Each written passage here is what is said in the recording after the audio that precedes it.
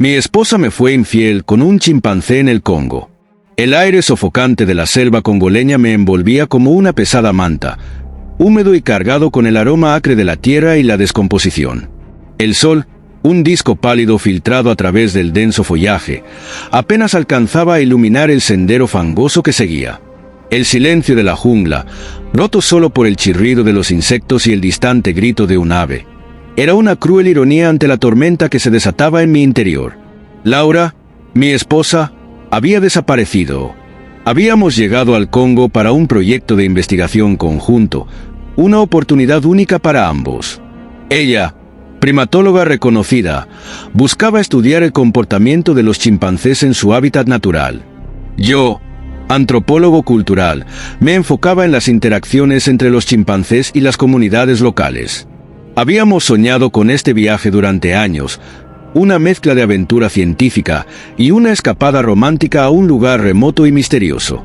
Ahora, esa promesa se había convertido en una pesadilla. Laura, siempre apasionada y dedicada a su trabajo, se había adentrado en la selva con un grupo de investigadores locales. Habían prometido regresar antes del anochecer, pero el sol ya se ocultaba tras las copas de los árboles, pintando el cielo con tonos rojizos y amenazantes, y ella seguía sin aparecer.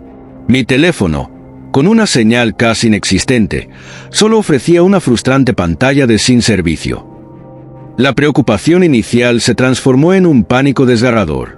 Había recorrido los senderos de la jungla, gritando su nombre hasta que mi voz se había vuelto ronca y mis pulmones ardían. Había buscado entre la maleza, escudriñando cada rincón, cada sendero, con una desesperación que me consumía.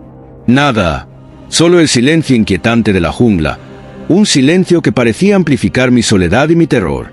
El miedo se había apoderado de mí, un miedo visceral, primitivo, que me hacía sentir pequeño e indefenso frente a la inmensidad y la hostilidad de la selva. La oscuridad se acercaba rápidamente, trayendo consigo un frío húmedo y una sensación de peligro que me helaba hasta los huesos. Los sonidos nocturnos de la jungla, los susurros y los crujidos, se convertían en amenazas fantasmales, amplificando mi paranoia. Pero a medida que la noche se cerraba sobre mí, una nueva idea, más oscura y perturbadora, empezó a aflorar en mi mente. Laura, a pesar de su inteligencia y su dedicación a la ciencia, siempre había tenido una personalidad compleja, llena de contradicciones. Su amor por los chimpancés era casi obsesivo, una pasión que a veces me parecía inquietante. Había visto en sus ojos una fascinación por ellos que traspasaba los límites de la investigación científica. Y entonces, lo vi.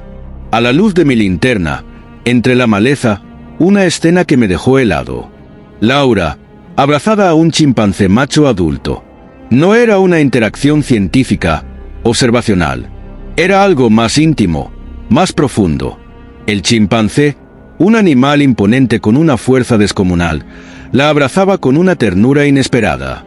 Laura, lejos de mostrar miedo o rechazo, respondía a sus caricias con una complicidad que me destrozaba el alma. El resto del viaje fue una pesadilla. El regreso fue silencioso, doloroso. Laura, al principio, intentó negarlo, pero la evidencia era abrumadora. Sus ojos, llenos de culpa y evasiva, me decían todo lo que necesitaba saber. No había palabras para explicar lo inexplicable. El silencio entre nosotros se convirtió en un abismo insalvable. La selva amazónica, que había prometido una aventura inolvidable, se había convertido en el escenario de la destrucción de mi matrimonio. El recuerdo de Laura abrazada a ese chimpancé, una imagen grabada a fuego en mi memoria, me perseguía sin descanso. La traición no era solo la infidelidad física, sino la traición a la confianza, a la promesa implícita de un amor compartido. Habíamos llegado a la selva buscando una conexión, pero habíamos encontrado una desconexión definitiva.